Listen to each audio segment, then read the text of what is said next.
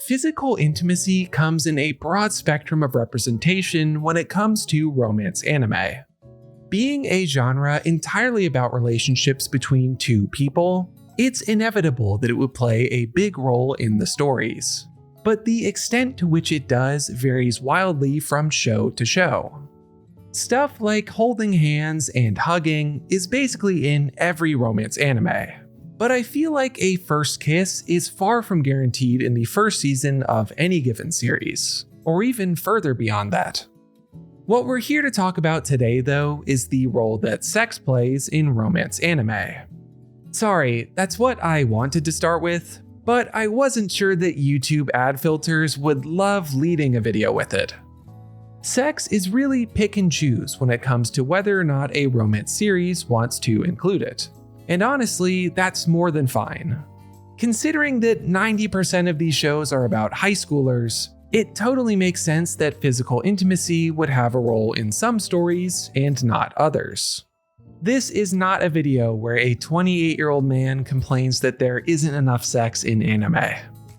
What I do find is interesting to look at, though, is when a series does choose to engage with that side of relationships. How it decides to weave that into the existing archetypes of the genre, and what it wants to say with sex. Cards on the table, this video was created almost entirely in response to the recently concluded second season of The Angel Next Door Spoils Me Rotten. This sequel season is in many ways entirely about sex. Our main couple, Mahiru and Amane, get together at the very end of season 1. This slate of episodes pushes basically every other character to the sidelines, clearing out for the big two to progress their relationship. Once the kisses and cuddling become commonplace, it only follows that sex is next on the list. And once again, I must stress, the show itself is pushing this. The pressure to engage in that form of physical intimacy builds and builds over the season, from the side characters, to the structure of the anime, to Mahiru herself. It becomes deafening, drowning out any other plot point by like episode 10 of 12. If it sounds like I'm exaggerating, I am not. And then, when there is finally nowhere else to turn, nothing to do but address the world's largest elephant in the world's smallest room, they just bungle it. Obviously, we're going to dive into the how and why, but the way Angel Next Door handles this big life decision feels just distant from how real people act. That's my big grudge. Not that it's not the way I specifically would handle this situation, but that it just doesn't feel like human thoughts and decisions. And do you want to know the funny part? As I watched this plane crash and burn at the finish line, I couldn't help but think of a far better example of tackling the topic of sex in romance anime.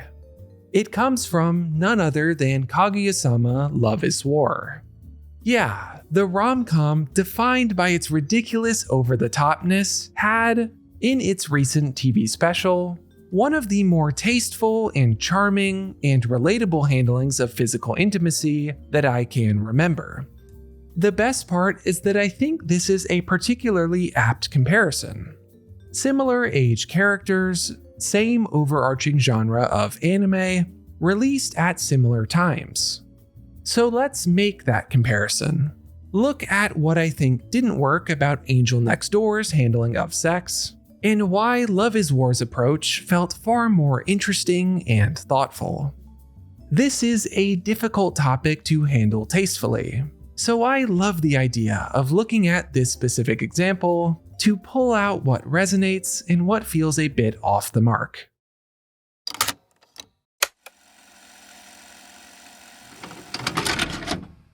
The Angel Next Door Spoils Me Rotten has a very uncomfortable relationship with sex, which should be surprising, considering that it makes it such a focal point. But where it really seems to go astray is in the show's fundamental approach to conflict. This anime is defined by its desire to talk things out. Whenever there is an issue or a development, or even just something interesting, it feels like Mahiru and Amane are on the couch talking about it. In some ways, this really works for it. Taking the time and care to put normally unspoken things into words is a labor of love that yields some deep reflections on the nature of connection.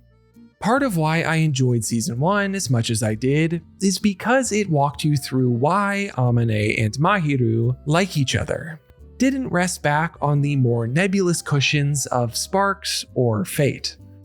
But this really doesn't hold up when it comes to desire. Sure, it's great to openly communicate about that stuff, but past a certain point, it becomes needlessly excessive. Physical intimacy is something that happens at the end of the day, and the couch sessions of Mahiru and Amane beating around the bush quickly became gratuitous. But that's not the only reason things turn south. Where things really hit a wall is when Angel Next Door starts examining gender dynamics and morality. Pretty early on, Mahiru basically shines a strobe light at Amane that says, "I'm comfortable with physical intimacy with you." At the time, that means stuff like holding hands and kissing, but it also quickly takes on the strongly implied meaning of sex. And in a vacuum, sure, that's great.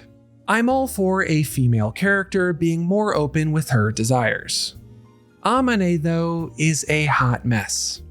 We have to hear over and over about how he's just barely suppressing his male urges, that Mahiru shouldn't push him too much or she's got no idea what's gonna happen. I'm pretty sure she does, buddy.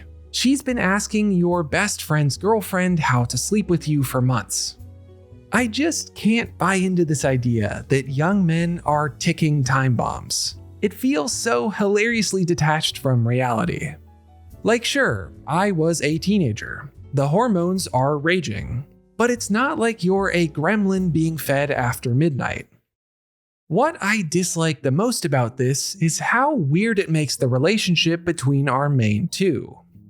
The feedback loop becomes Mahiru getting frustrated about this step not being taken, Amane shuts her down without a real explanation, and then he assures her that he would love to have sex, but some reason that always goes unsaid. And I just do not think that this would ever go on that long in any real relationship. Mahiru says it herself. Amane isn't making her feel desired.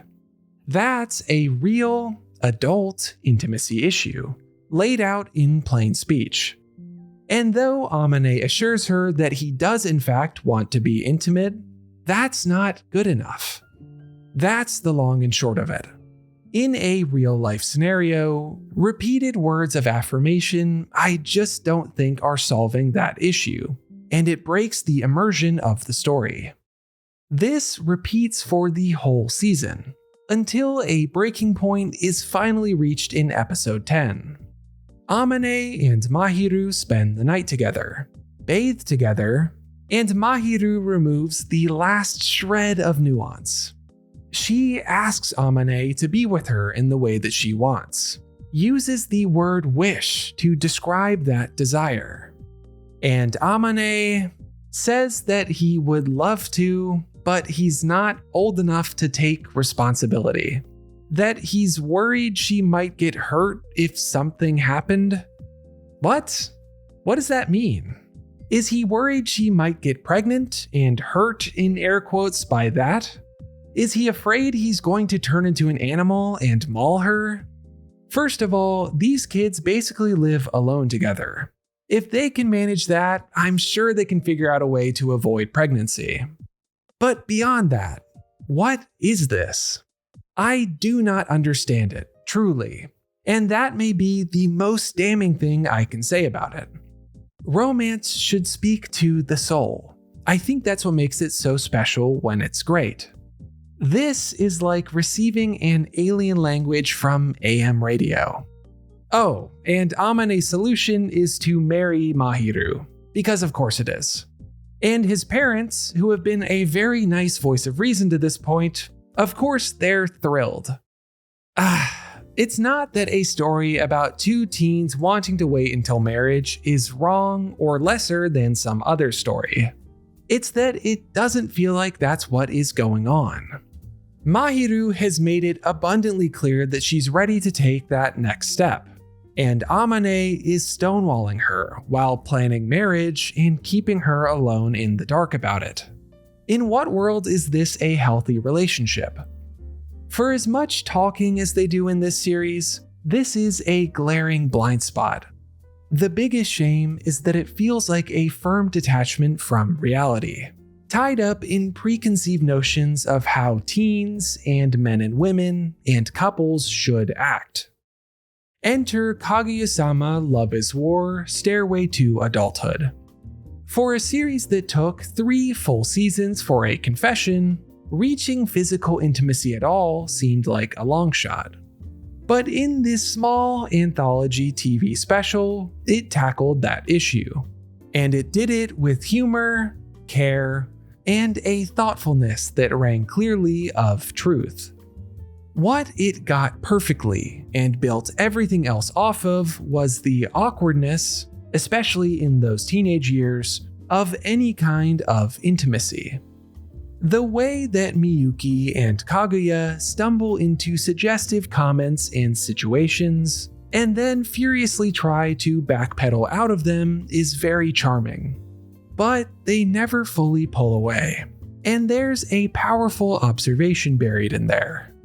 That contrast of being drawn towards the person you like, but being actively terrified of it, is a delightful encapsulation of young love.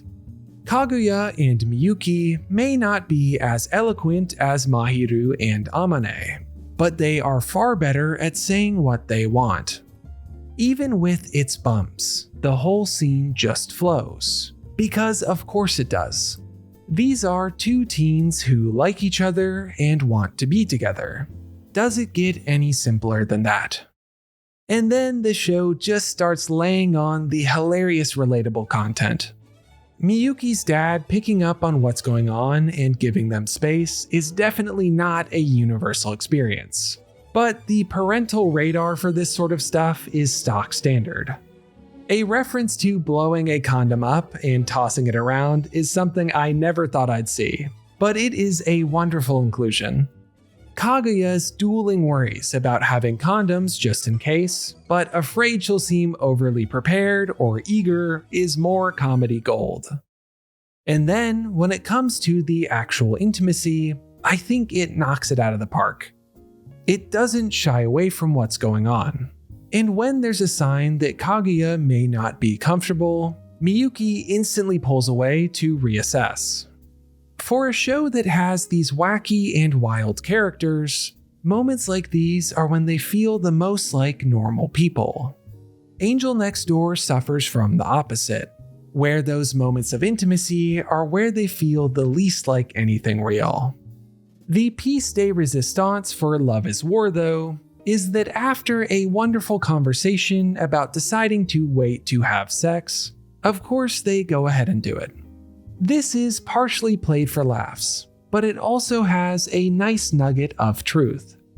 Speaking openly and honestly made Kaguya and Miyuki feel comfortable and reassured, and that in turn gave them the push to be intimate with each other. More than any of the prognosticating and preaching that Angel Next Door did in its second season, this message resonated. It's simple, sweet, and tasteful.